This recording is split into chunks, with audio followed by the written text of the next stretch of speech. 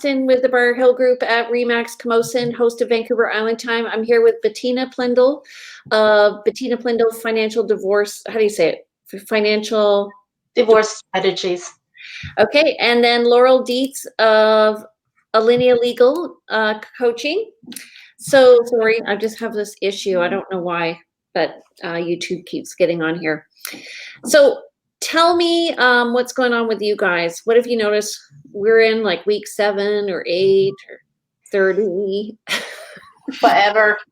I've had 3 inquiries in the past week from people who are looking to get separated or divorced. So I think that, you know, there's some people are looking at each other and they're like, do I want to be with you? Are you finding that in your businesses? What about you, Laurel? I'm finding that in my personal life, not for me, but for like friends and stuff. It's like, I can see there's a lot of tension, right? And that's, you know, I don't see it so much. I have clients who call me and I only ever have the one half, right? But I see that this lockdown has put a lot of pressure on people and their relationships. And people are all over the place. They're high one second and they're low the next. So it's really wild ride. Yeah, in our business, we're getting lots of different calls. There was that initial sort of like lull where everybody was just in shock and no one could do anything. And then slowly things have been picking up for sure. Yeah. How about you, Bettina? Yeah, for sure. People wake up. I would call it like that. It's waking up to a new normal. Maybe in the morning, turning around and saying, "Yep, not gonna work much longer." Close quarters. I mean, we all need a haircut. I do for sure. I'm looking forward to that on a very personal note. But beyond that, it's. I'm pretty sure there's a few relationships which will change and which would need more than a haircut. Yes. The inquiries go up. Oh, goodness. So what people come back and, you know, who were contemplating and said, "Yep, I'm done. I'm so done." Right. Yes. So what about the DIYers? Those who, okay, so they go, you know what, I just want to split 50-50, or, you know, we came in, I brought this in, you brought this in. What sort of rights do people have? Should they be doing this on their own? Why use a lawyer? Why use a financial divorce specialist? Good question. So, I mean, as we've talked many times on this show before, Jane, like my entire business is set up to help people DIY their own divorce.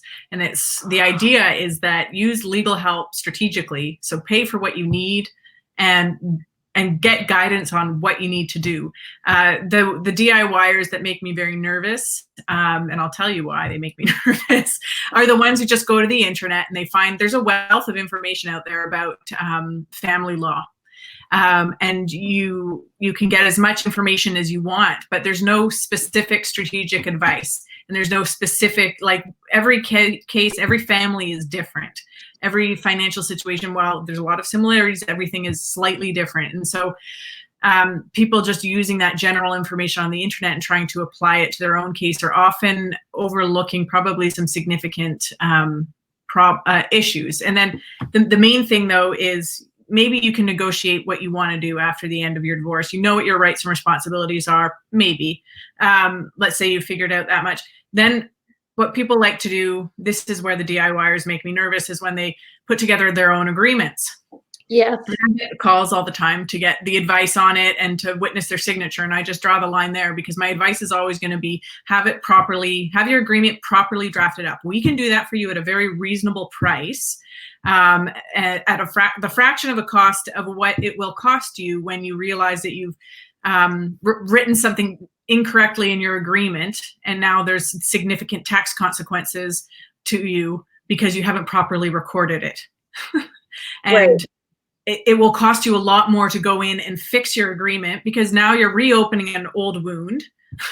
And there's going to be a lot more, once you get a lawyer digging around in there, things do get messier after you think you've settled it, and if you have to go back in, it's really a bad situation. So get it done properly the first time is the main thing I want to communicate. Think of it as a tattoo on your body. That's right. You don't want Exactly. an amateur tattoo, right? A Yeah. hurtful, a painful tattoo. But I think tattoos hurt. Yeah. What about you for the finance side? Do you find people go through and they go, did they miss stuff, Bettina? It's well, I could go on and on and on about the DIY people. I mean, there's a point to it, right? And I'm pretty sure maybe 5 out of, I don't know, 100,000 are really capable of doing it, and just for the simple reason how their relationship is set up. I mean, you're making a huge decision for the future of your life.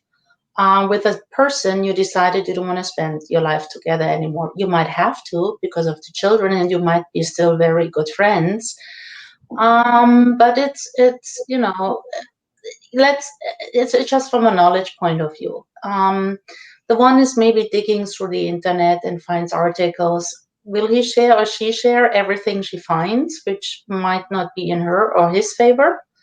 Point one. The other one needs to trust, but I would suspect that the trust is not 100% anymore.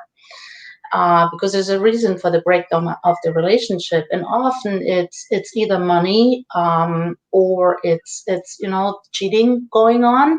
So what I want to say, it's difficult to trust that person.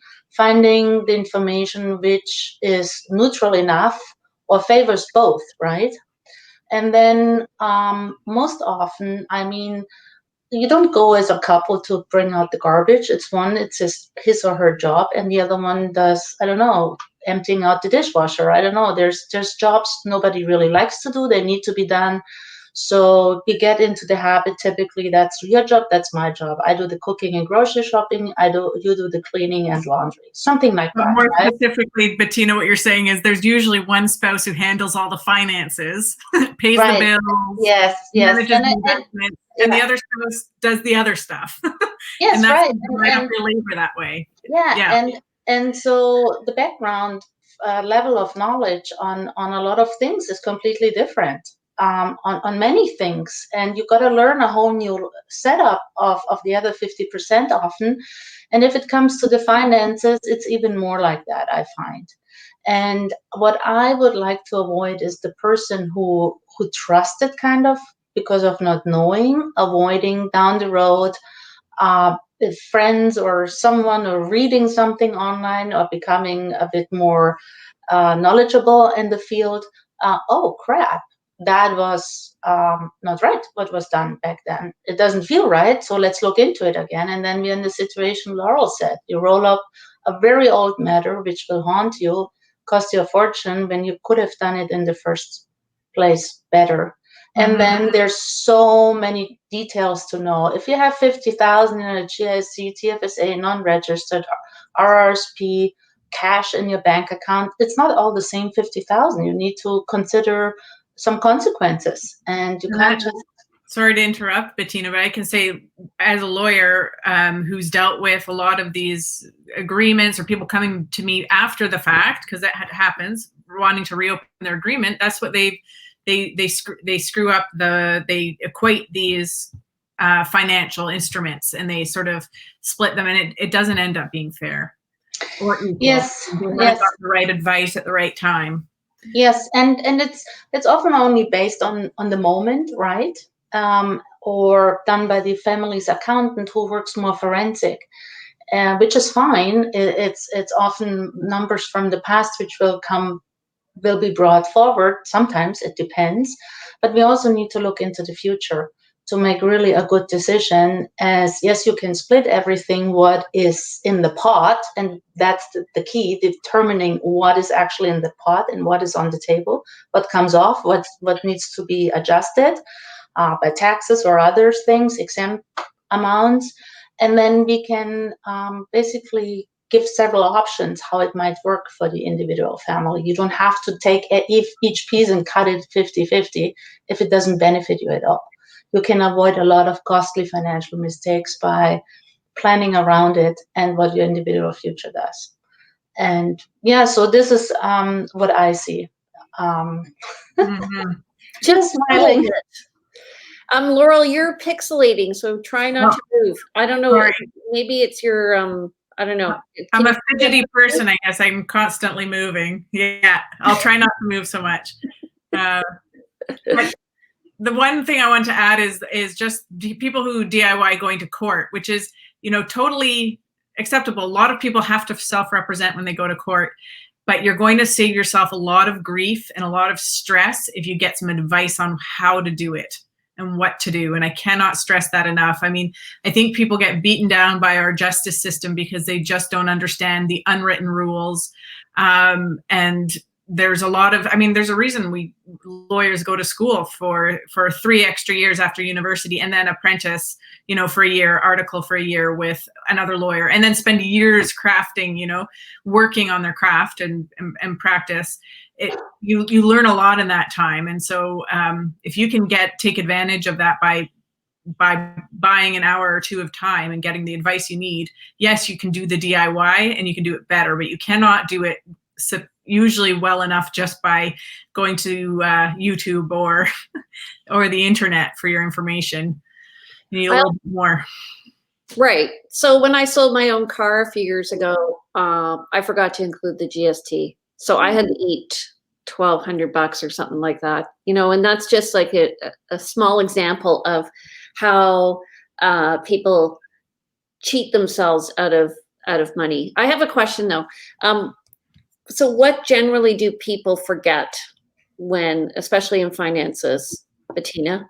What do they forget? Do they forget things like, air miles and little benefits? That's my favorite. Yeah. We need to look at, for example, if let's say one of the spouses has an illness, and needs medication on a regular basis. It's as well Laura's field, so it's between the money calculation and Laurel's field, in the sense of who needs to care about that. But if, let's say, you're diabetic, I think I have no real insight, but I know it can be very expensive, on a monthly base, and there might be something like a benefit plan through employment, right, on the other spouse's side. The kids will be, if there are kids, can still stay on with the other, with the mom or the dad, depending on their age, for how long and on the plan. But the spouse will come off, and now we have maybe $500 medical bills. Air miles is a pretty simple one, and anything else, then yet some people just are very loosey-goosey about pension plans. That is really not fair. You need to deal with it properly. You need an evaluation on it. If it's a defined benefit pension plan, as well, you're getting this, I'm getting this, and you need to look into the fine print. It's just, and it's not that complicated, it's by doing it properly, or just switching out dates, taking a financial statement. Oh, I can't find the right one, so I take the last, 2018, and our investments I take as of today, because they really suck right now. They're down 30%. It doesn't work like that. And what I see as well, because we have a lot of self-employed people on the island, I just call them the John Doe's shop, with no employment, maybe contracted out.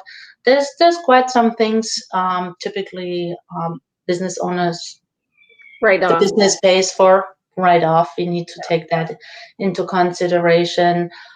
There's a few things we need to talk about, right? Address it. It doesn't mean that there's fighting or anything. We just need to talk about it, as I'm all in favor for having all the information on the table.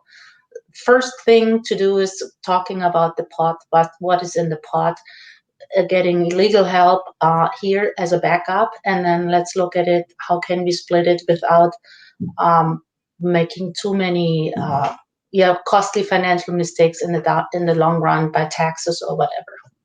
So Laurel, when to me it's a big disadvantage to go to court representing yourself because of all the legalese and the rituals around court. I mean, just when I go to court for foreclosures, I find there's a lot of Spookisms. There definitely are, especially in that area of law. There is. I think family law tends to be a lot more it's formal, but informal in the legal world, in the sense that we try to use plain language and less legalese, and a lot there. So, and because there's so many more self-represented litigants in family law than I think there would be in like a foreclosure or civil litigation. So I think that if you are on your own without the assistance of a lawyer, yes, you're at a significant disadvantage. But I would say with my clients, so I help guide people through the court process, and I've done so very successfully with many self-represented litigants. And so there's a way to do it properly. And part of it involves actually having a cold, hard look at your own motivations and what you're after and what your intention is, right? So you're not going after unreasonable things, that you're only using court if you absolutely need it, not because, you're angry. Right. And that when you're doing it properly. And it's almost like there's a rule for lawyers, there's a rule, and there's different rules almost for self-represented litigants than there are for people with lawyers. And so you need to have a sense of how you're going to be treated. And I can guide people and say, look, this is because I've been doing this with other people for a while now. I know that this is what's going to likely happen to you, and this is what you need to prepare for. And it's going to court is about preparation. You're going to spend 90% of your time preparing yourself, and then there'll be a 10% in front of the judge or whatever, and before you know it'll be over. And so you really need to make that 10% count, and that's through doing all the preparation. Yeah, I find that too when, like in real estate negotiating, that if I say to people, okay, here's what's going to happen, here's our offer coming in, and then here are the typical responses we're going to get, and then you're going to have to make a decision which way you want to go then. Is that how you are coaching them? Yeah, so it really depends. So if I'm dealing with Supreme Court, let's say, because that's where it gets more complicated than in provincial court, we're doing like a lot of the paperwork. So we're spending, let's say you have an application you want to have before the judge, we're starting our preparation months in advance. And so we're getting all the paperwork just perfect, just the way we want it. And then we're going to be waiting for the response. We're going to be really talking about, okay, one, like this is what your legal issue is. This is, and understand your legal rights and responsibilities. Make sure we're asking for the right thing. We'll see what their response is. And once we know what their response is, we'll do some more preparation so that when you're in front of the judge, like if this happens, you know that you can do this, this, and this. If this happens, you can go this way, EFG. Right. So yeah, I guess what you say is you have to really think of all the possible outcomes and come up with potential solutions. Do you use the data from someone like Bettina in court?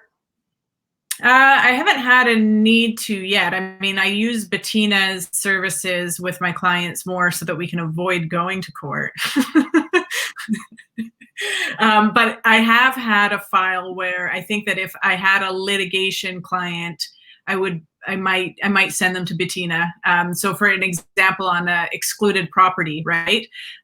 People don't realize when they, maybe they bought a property 15 years ago, then they got together with their spouse 10 years ago. Now they're splitting up, but they have no record of how much the house was worth 10 years ago and how much can they keep out of that house. So what I would do is it's up to the person who's asking for this property to come back to them, sort of the equity in their property that it was at 10 years ago. It's up to them to prove that that's how much it was. And if they don't have any of the documents or anything to show, I might go to Bettina to say, well, maybe you can put something together and we'll try to make a case. I don't know if that would be effective. So I'd look into the case law a little bit more on that. But I think that's where I would start trying to make my case if I didn't have the paperwork. It's a good idea anyway to do a market analysis anytime you add somebody into the house or when you go away or you move, or like there's lots of times when I think you should have an appraisal or a market analysis. I'd agree with that for sure. Oh, absolutely. So how are the DIYs in your court, Jane? Yeah. Well, I wrote an article about that. It's interesting because when things are tight, people will try and go for DIY, and often what they'll do is they calculate what they think the realtor's commissions are, and then they'll deduct that in their negotiating. But what the problem is not the often not the money. There's all sorts of terms and conditions. So I had a client who was interested in a property actually in Duncan, and I called up the guy. It was for sale by owner, and I said, I have a client who's interested. And he told me, he said, I have an offer, and he told me the terms of the offer, and I was like, I can't even believe that someone would accept that. I don't think he couldn't have gone to a lawyer. And he certainly didn't ask a realtor, because the terms and conditions were so much to the benefit of the buyer that the realtor wrote in the contract that the seller really suffered. And,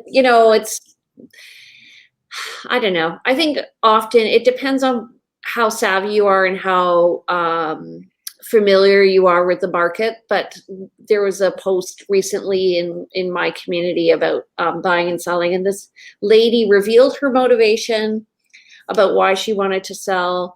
And then she said, I've had 2 realtors come in. I know what the value of the property is. And this particular lady, actually, I didn't know, but this is a series of different posts that people were putting in. And I'm like, oh my God, like you are just giving it all away. Someone's going to come in and take advantage of you. And I think the one thing that a realtor does is really, they are your agent. And if you have a great agent, an agent means somebody who's representing you and looking out for your best interests, that you're going to end up further ahead. Do you guys want to know how the market's doing? You sure do. Sure. Okay, let me just move it over. So what I wanted to say about the DIYs, right? No matter what, I mean, we're dealing, if it's separation or divorce or selling a house, we don't do that every day. Even if we do it more than once, the things have changed, the rules and regulations. So I don't know, I don't get it why people on such an important transaction in their life would cheap out on it.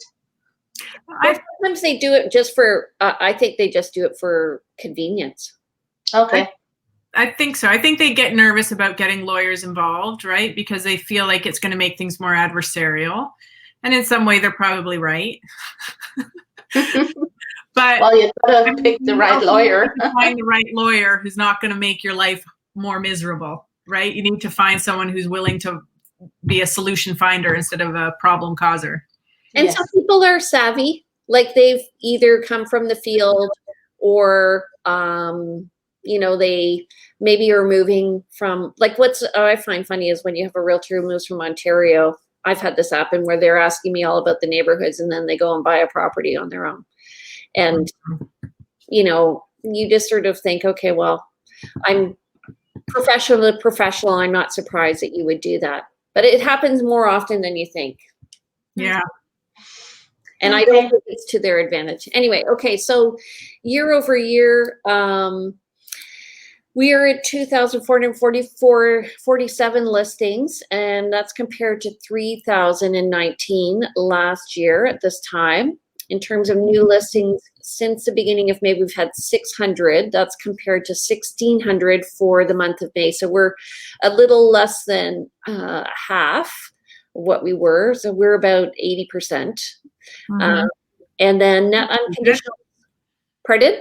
I said still pretty good considering, Yeah, we've had 230 sales this month so far, and that's compared to 848 in May of last year.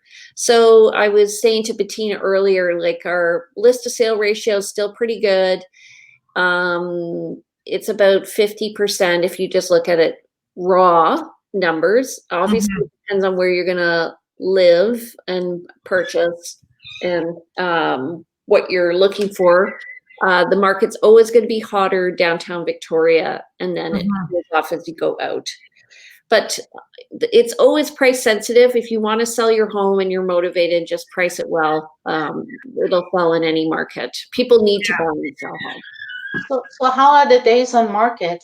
I mean, I'm in Nanaimo. I think our houses are in the market a bit longer. Or is there do you see a difference between North and South Island or Central Island? How days on market? I don't have that data here in front of me right now, but I could look it up for you and I'll post it, let you know. But I think last month it was 30 days, which isn't that long. No, No, that's I mean, actually really good. compare to a few years ago where it was 2 or 3 days. Okay, well, yeah. The markets have changed. But the other thing is so in this post that that I was referring to on the weekend, this lady was saying, well, you know, why would you go with a realtor, because you're not going to have time to do your conditions. And I'm like, what kind of market are you thinking of? Because this is to me, it's a balanced market moving towards a seller's market a bit, as the number of listings come up. And so buyers and, I mean, nobody wants you to buy a property without you being happy with it, and nobody wants you to take a risk. So definitely we would negotiate, reviewing the title, getting a property inspection, looking at any sort of weird things on the property, like maybe going into further investigation with a well or septic, or if we need to get specialists in, depending on the age of the home, for mold or asbestos. I had those all written into a contract recently. So these are all normal conditions, and a good realtor, what they'll do is they'll figure out what the sort of species of the house is, and then what clauses you need to include in order to protect you as a buyer. And same thing as a seller. Yeah. You're looking, like what you were saying, Laurel, probably you know what different judges are like and what they're willing to negotiate on. And same thing with us as a listing realtor and buyer realtor. We're looking at the realtor as well as the. That's true. I imagine you guys all have your inner sort of real estate circles, and you all know each other. And you have probably better relationships with some than others, and you just have a rapport, I imagine. I mean, that's the way it is with lawyers. So it really makes a difference if you are, I guess, working on a file with someone you have a good rapport with versus someone you don't. Well, you know, it's funny because I do a lot of transactions. So I've worked with some people who at the end they've been like, you're really easy to work with. Well, yes, because I want to make it work. But I've worked with difficult people, buyers, sellers, realtors. It's amazing how much your personality influences your business. Mm-hmm. Yeah, I'm sure. Yes, for sure. Speaking of which, come here, Chris. Come here. What? Show everybody what you've got on your face. This is funny. Come on over here. Speaking about partners. Show me a full face mask. So, all right. So, any further comments you guys want to make? This was a good meeting today. Yes. Yes. And on a funny note, I think dividing up garbage correctly is challenging as well. If you've never done it, you've got to learn it. Dividing up garbage? No, because we talked about it earlier. Yeah, so dividing up the household chores. Yeah. Yes. We call them pink and blue jobs. I'm the pink. My husband's the blue. Yeah. No. I think you need to know your stuff, and if you go through that, you figure out, oh, I don't know everything. So and that's exactly with whether you sell a house or get separated or divorced. You just don't know your stuff. So ask a lawyer, ask a realtor, ask people who know it, right? Yeah. And there's so much unbundled, and people will share what they know with you, right? It's not that we are asking for a huge retainer and things and bill every breath we take. Mm-hmm. It's people, I think, need to understand that there's a justification why we do what we do, because we like it, we enjoy it, and we are the expert. We do it for a living. Yeah, and you know what you don't know. They don't know that. Yeah, they don't know what they don't know. Yeah. Okay, It's true. awesome. So let's talk next week. If you guys have anything, if you are co-parenting, you're getting separated or divorced, and you have a specific question, just send us a note. We'll answer it next week on our session at 4:30 on Community Talks. All right. Have a great day, you guys, and we'll see you later. Bye. Bye. Thank you. Bye.